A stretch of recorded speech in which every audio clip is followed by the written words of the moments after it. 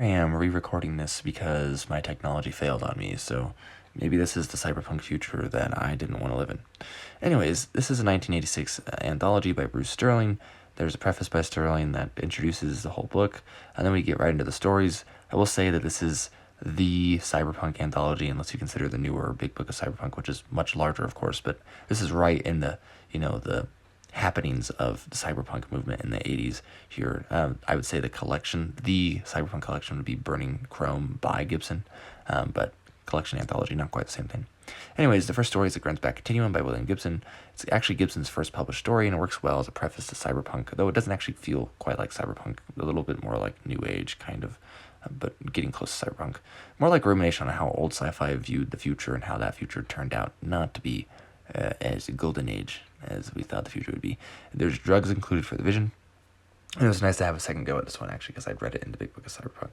I think this collection of itself is probably worth it just for the story alone. This is my favorite in here. So anyways, then we have Snake Eyes by Tom Maddox. He's apparently a professor of literature and language, which I guess is neat. Don't know anything else about him, though. A man's cybernetic enhancements from a war in Thailand are faulty at the start of the story, and this is called a snake, and it makes him want to eat cat food, and among other things.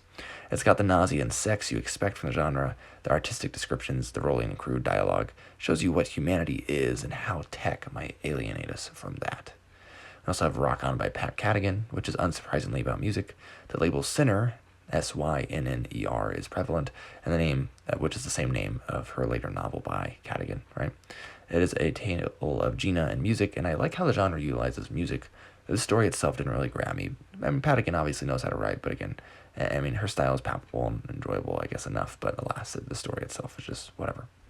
We have Tales of Houdini by Rudy Rucker. It's really short, about Houdini. It has a style I can see as cyberpunk, but none of the essence that really even feels like sci-fi. They have 400 Boys by Mark Laidlaw, which is a game story, the romanticized, mythologized sort, but cyberpunk, kind of like Akira. It's enjoyable enough. Also have Solstice by James Patrick Kelly. It looks at Stonehenge and follows a middle-aged man and his 17-year-old female clone, which is interesting enough.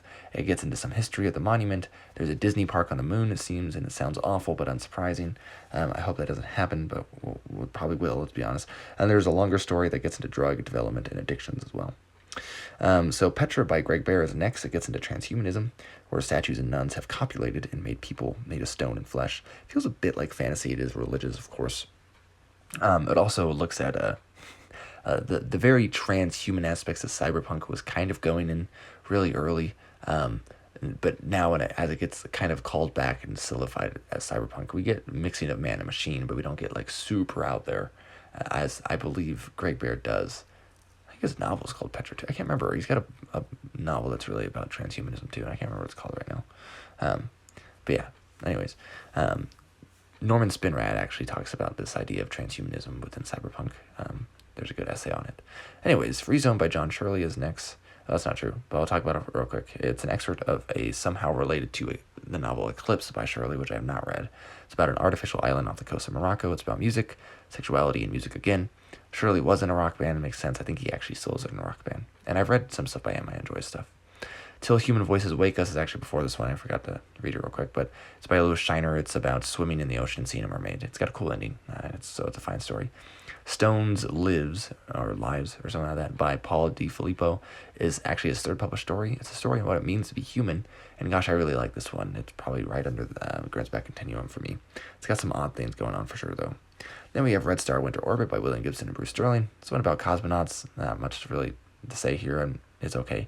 Then we have Mozart and Mirrorshades by Bruce Sterling and Louis Shiner. It's pretty much anachronism gone wild, and it is very similar in some sense to the later Tidar story, Choosing Faces, if you've read that.